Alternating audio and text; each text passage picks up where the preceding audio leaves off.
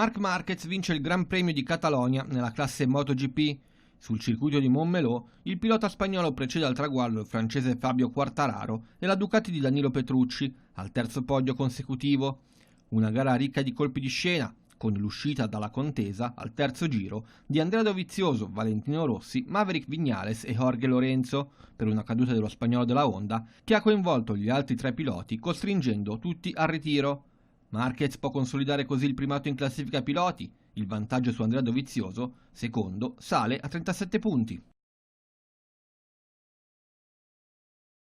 A breve potrebbero sorgere novità importanti per il Milan sul tema relativo alla partecipazione all'Europa League e al Financial Fair Play. Infatti, come riportato dal Corriere della Sera.it, i rossoneri e la UEFA stanno trovando una sorta di accordo con il Milan, costretto a rinunciare alla prossima edizione dell'Europa League in cambio di un tempo maggiore per raggiungere il break-even attualmente previsto al termine della stagione 2020-2021.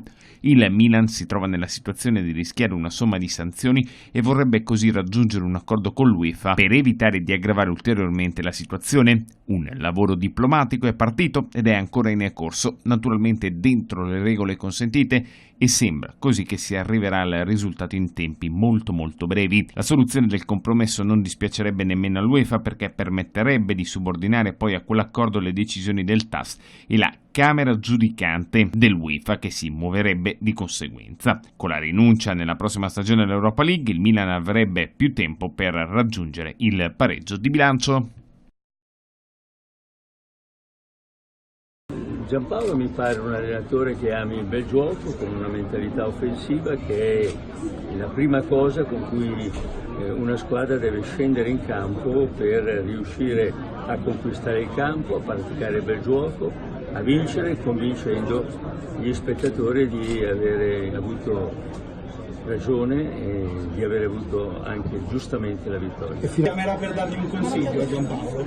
Io ho appena detto che chiederò al Presidente del Milan di stare a cena o a colazione con lui e con il nuovo allenatore. Credo che qualche cosa di utile gli potrà essere comunicato. Che cosa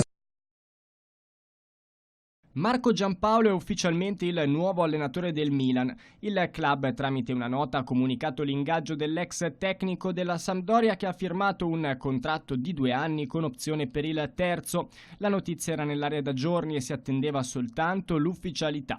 Dopo 3 stagioni alla guida della Sampdoria, dove ha saputo insegnare e coltivare il suo modo di fare calcio, l'allenatore di Bellinzona è chiamato a risollevare le sorti dei rossoneri dopo una stagione contraddistinta da molti alti e bassi. Il club sarà inoltre in ritiro dal prossimo 8 di luglio.